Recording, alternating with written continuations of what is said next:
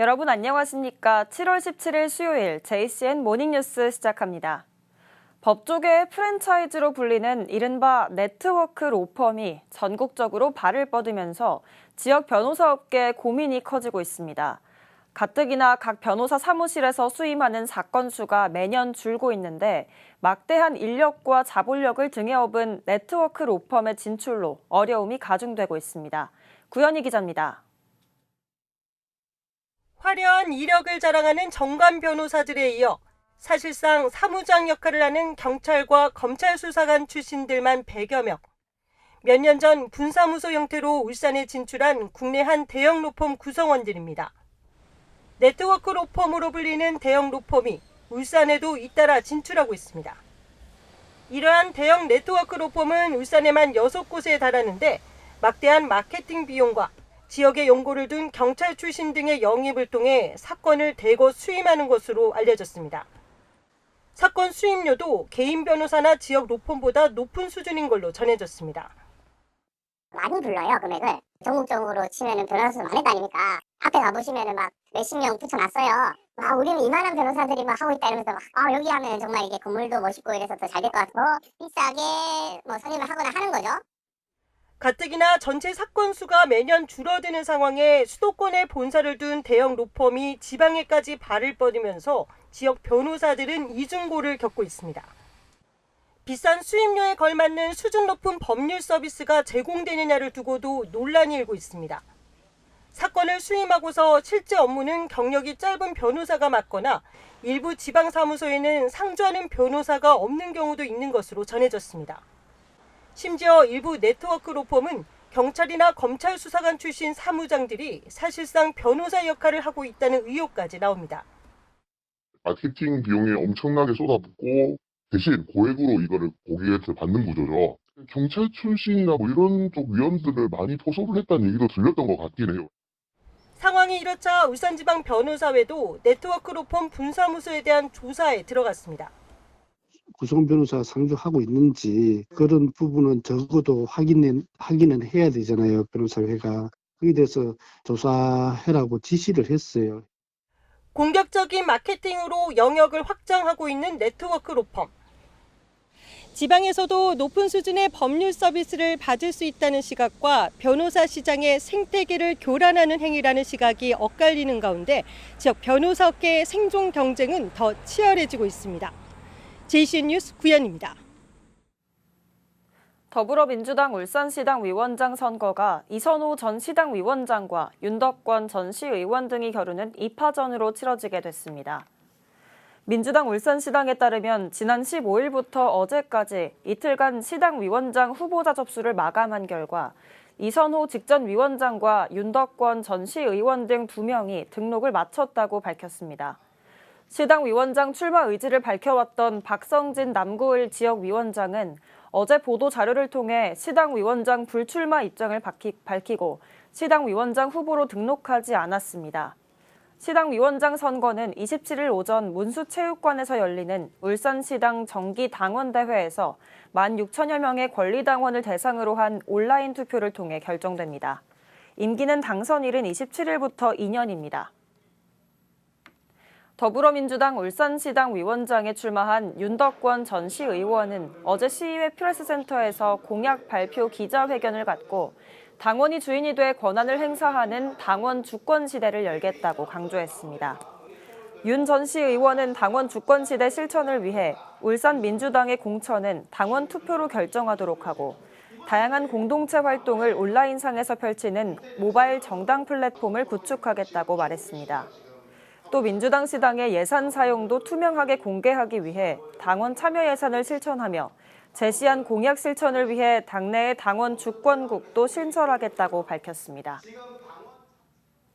진보당 울산시당은 어제 울산시의회 프레스센터에서 기자회견을 갖고 폭우로 인한 주민 피해 예방과 폭염에 노출된 노동자의 노동 기본권 보장을 촉구했습니다. 진보당은 폭염-폭우 대비 1호 민생활동으로 이달 초부터 2주간에 걸쳐 폭염 현장과 상시 침수 지역을 점검하고 택배사 측과도 현장 간담회를 가져왔다고 밝히면서 폭염-폭우 피해를 예방하기 위한 대책이 시급하다고 주장했습니다.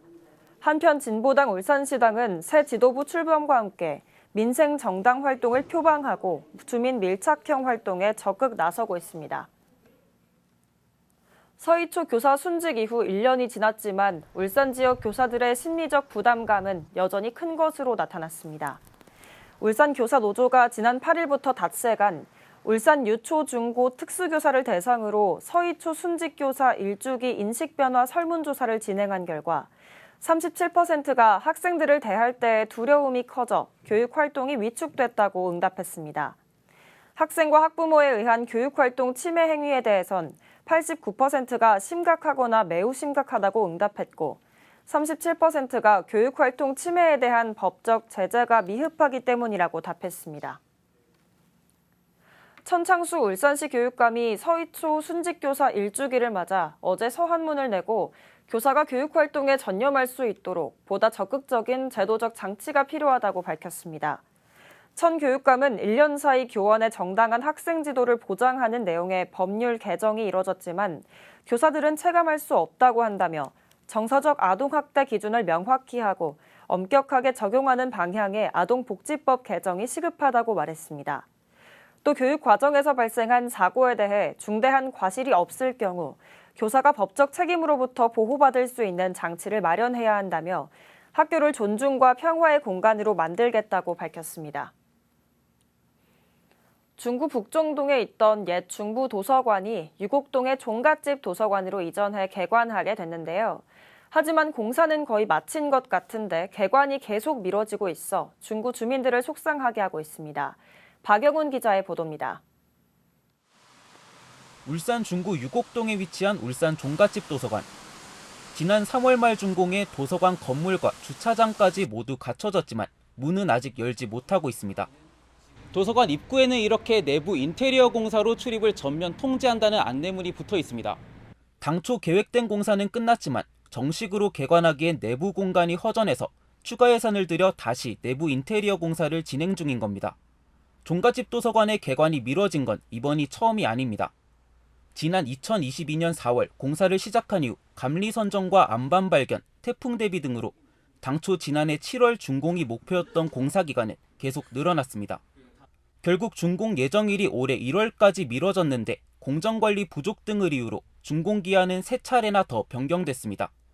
하지만 지난 3월 준공 이후에도 내부 공간 부실 문제로 공간 디자인 용역을 새로 진행한 뒤 다시 내부 공사를 진행 중입니다. 옛 중부도서관이 올해부터 운영을 종료한 상황에서 중구 주민들이 이용할 수 있는 구립도서관은 사실상 몇 달째 없는 상태인 겁니다. 명확하게 밝혀지지 않은 부분이 좀 많아서 어떻게 해야 될지 저희로서도 참 난감합니다. 부족한 부분 빨리 채워주시고 명확한 책임 규명 필요한 부분은 명확하게 밝혀주셔서 주민분들에게 피해가 덜 가도록 해주시면 좋겠습니다. 준공이 계획된 것보다 240여일 늦어지면서 발생한 지연배상금은 8억여 원, 추가 감리비는 4억 8천여만 원에 달합니다. 중구청이 목표로 하고 있는 9월 개관조차 미지수인 상황에서 개관 지연으로 인한 피해는 고스란히 중구 주민들의 몫으로 돌아가고 있습니다. JCN 뉴스 박영훈입니다. 울산시는 울산 새통신원이 지난 13일 오전 9시쯤 울주군 서생 해안가에서 멸종위기 야생생물 1급인 노랑부리 백로 1개체를 관찰했다고 밝혔습니다. 울산 새통신원인 조현표 씨는 아들 우진군과 함께 여름 도요새 관찰을 위해 서생 해안가에서 탐조 활동을 하던 중 노랑부리 백로를 발견해 함께 사진을 찍고 네이처링 앱을 통해 기록했습니다. 그동안 울산에서는 노랑부리 백로를 관찰했다는 조사 보고서 등 관찰 기록은 있었으나 사진이나 영상으로 기록한 것은 이번이 처음입니다. 노랑부리 백로는 세계자연보전연맹 적색 목록상 취약종으로 보호하고 있으며 국내 천연기념물이자 멸종위기 야생생물 1급으로 전 세계에 만여 마리가 서식 중인 것으로 추정되고 있습니다. 울산시가 유네스코 창의도시 네트워크에 음악 분야 가입을 추진합니다. 울산시는 오늘 서울 명동에 위치한 유네스코 한국위원회가 진행하는 유네스코 창의도시 네트워크 국내 공모에 음악 분야로 참가해 최종 심사를 받는다고 밝혔습니다. 울산시는 반구천 암각화에 새겨진 그림 중 피리 부는 선인의 모습과 배를 타고 고래를 사냥하는 선인의 모습 등을 통해 볼 때 선사시대 당시 음악과 산업이 지속적으로 함께 발전한 산업 수도이자 음악 도시임을 소개할 예정입니다. 유네스코 창의도시 네트워크는 창의성을 바탕으로 하는 국제협력 네트워크로 세계 93개국 295개 도시가 국내에서는 서울시와 부산시 등 12개 도시가 가입돼 있습니다. 울주군 보건소가 KTX 울산역 금연구역 내 흡연 행위를 집중 단속합니다. 이번 단속은 최근 일부 역 이용객과 버스와 택시기사들의 금연구역 내 흡연 행위 신고가 잇따른 데 따른 것입니다. 금연구역 내 흡연 적발 시 과태료 2만 원이 부과되며 울주군 보건소는 적발된 흡연자들에게 금연 교육과 금연 지원 서비스 등도 안내할 예정입니다. 울산시는 어제 시청 국제회의실에서 OK 생활민원 현장 서비스의 날 활성화를 위한 회의를 가졌습니다. OK 생활민원 현장 서비스의 날은 지난 2009년 남구에서 최초로 시행한 현장 서비스의 날을 발전시켜 올해는 울산시 전역으로 활대해 전체 55개 읍면동별로 한 차례씩 순회 운영하고 있습니다. 이번 회의에서는 OK 생활민원 현장 서비스의 날 확대에 따라 시 구군 관계자 등이 함께한 가운데 진행상의 문제점과 내년도 사업의 추진 방향 등에 대해 논의했습니다.